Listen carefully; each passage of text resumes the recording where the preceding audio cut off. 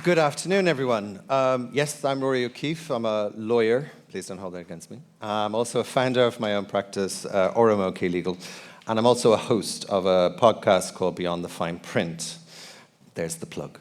My day job is really all about looking after ambitious, scaling businesses and boutique law firms, helping them navigate the complexities of technology law, especially around AI and privacy, very much with a founder-friendly mindset.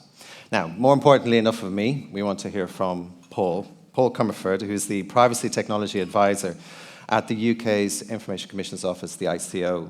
And we're here to talk about what anonymous really means for data and how the recent case, which has been mentioned a few times this morning, the SRB, ruling sharpens that definition somewhat.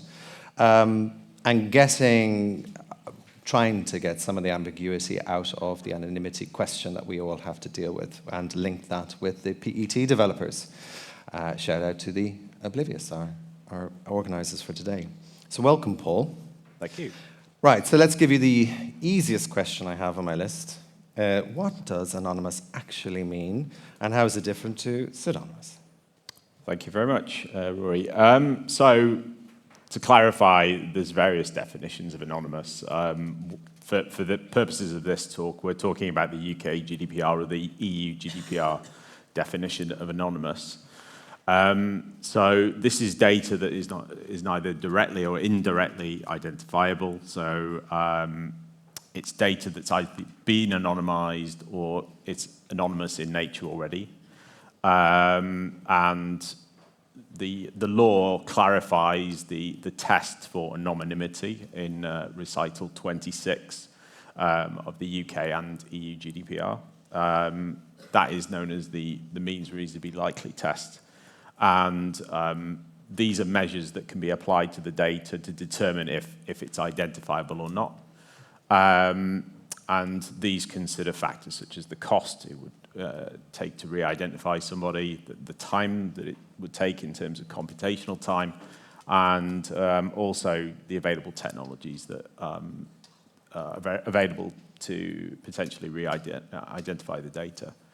By contrast, pseudonymized data, that is also explicitly defined in the GDPR, both EU and UK. This is still personal data, so it still falls within the realms of the data protection law. It has a specific definition, so it's in Article 4.5 of the UK GDPR, and it is information that can't be attributed to a person without combining it with additional information, and that additional information is stored separately in a secure environment and securely, and there are controls around that additional information, so it can only be recombined under certain controlled circumstances. That's not the exact legal definition, but that essentially is the differences between them. And then, of course, there is a blurred line, we call it the spectrum of identifiability in our guidance, where you go from personal data to pseudonymized data to anonymous data. And depending on the circumstances, pseudonymized data can be anonymous, but it is usually personal data. So, yeah. And just to point out, so the guidance is there. You can find it online, and it is a very easy to follow read, as you would expect from the ICO. I'm always impressed with the level of attention they've made to make things easy to follow. And that spectrum piece, there's a chart which will take you through all of that thinking. Again, very easy to follow for anybody who's interested in that. I would say with my clients that we talk about the anonymizations and pseudonymization in the context of just firstly, you should be thinking about your decision tree framework for your DPIAs. Map those transitions where you go from pseudo to anonymous, and then keep in mind what Paul mentioned there quickly there was the identifiability risk assessment. And think about things, which is also set out in the guidance, which is around, as you described, motivated intruder assessment as well.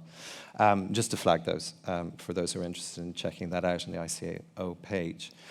Another question I have was, we've talked about it, but it's very recent. September, we saw the ruling from the Court of Justice of the European Union. It was the SRB ruling. And that clarified a change-ish in the definition of anonymity. For Paul and I, because we're UK-based, and I'm supporting UK law generally, and that, so this will have persuasive effect for UK purposes, but we can't ignore it. And I'm just conscious of the fact that you have the guidance, and then you have this ruling that comes out. Does that change things differently? Because there are assertions and there is discussion around the fact that actually the ICO has taken a very pseudonymous data is personal data, that's it. Whilst this court case has created that slightly, well, maybe, maybe not. It's a very interesting case. As you say, officially it won't apply to the UK, but you know it will have some impact. I think the outcome of the case generally aligns with our guidance, I would say. I mean, we do say that regarding pseudonymized data, when it's shared with another party, then that party needs to assess the risk of re-identification separately. And if there are no means reasonably likely to be used, then it can be deemed as anonymous, subject to also looking at the controller processor relationships as well. It's not just simply a technical assessment, it's also a legal assessment as well. So there's a little bit more to it than that, and I won't go into the details, but have a look at the guidance for that. But I think generally the ruling aligns with our position, I would say. And it will be interesting to see, you know, the likes of the EPB, when they release an update to the anonymisation guidelines, whether they change their approach a little, maybe, I don't know. But it'll be interesting to see that once that becomes available in the future. Thank you. So looking at another areas, can you share examples of techniques or technologies that help achieve true anonymity? And I'm asking a regulator, by the way, which is very dangerous for me to get any kind of comment on this, where he sticks to one thing, so I'm really testing you now. Yeah, true anonymity. One of the things we say in the guidance is that we don't expect anonymisation to be risk-free, because otherwise you're not really sharing any information, any useful information, that is.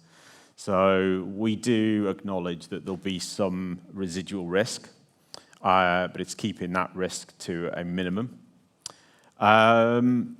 Techniques, we generally bundle two techniques. When I say techniques, more approaches together. That's generalization and randomization. And then within those categories, we talk about various techniques.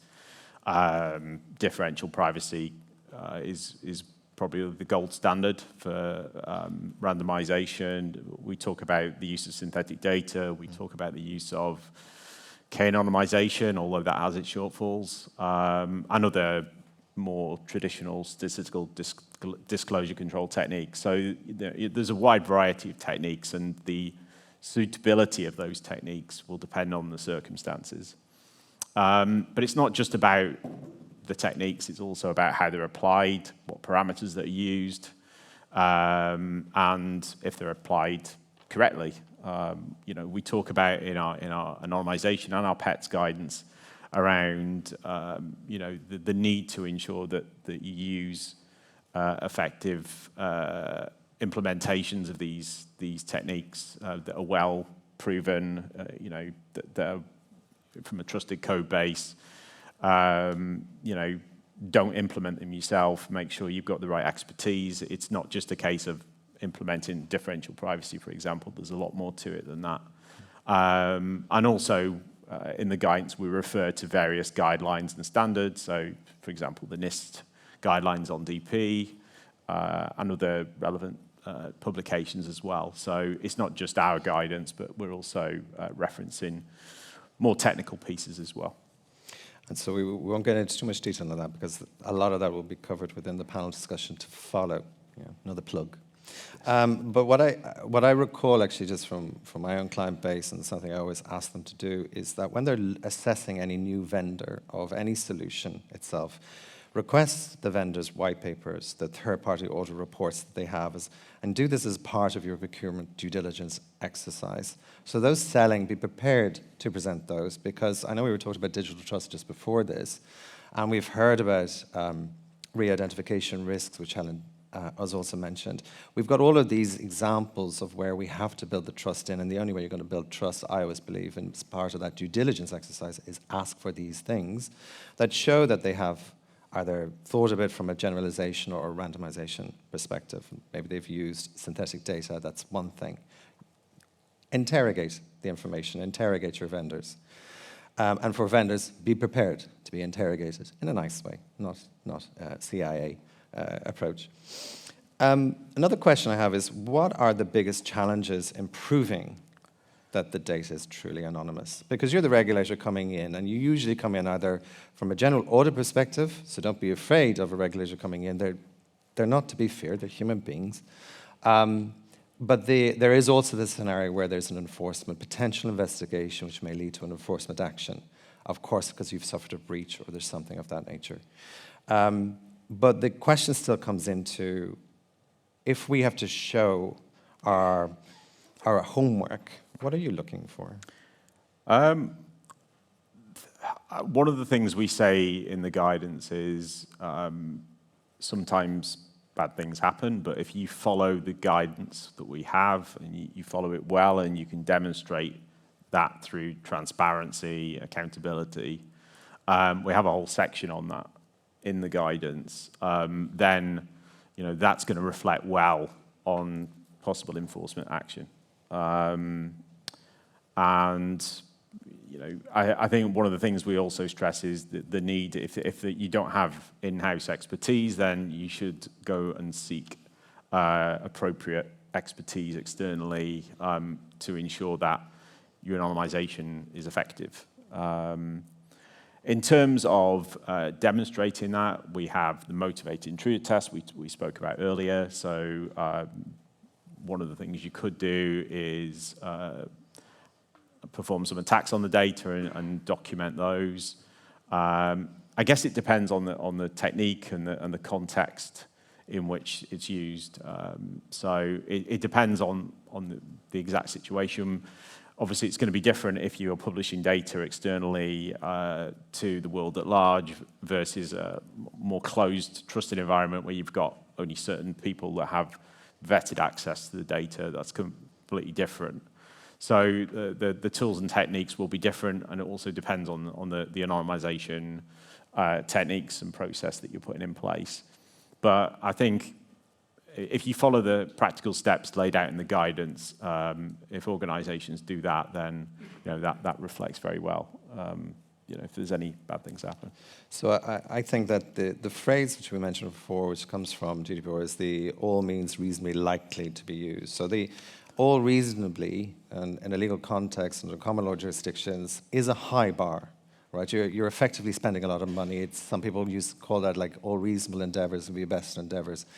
Sometimes it's not. It's slightly below best endeavours, so you don't have to break the bank or run your company into the ground in order just to complete these regulatory requirements.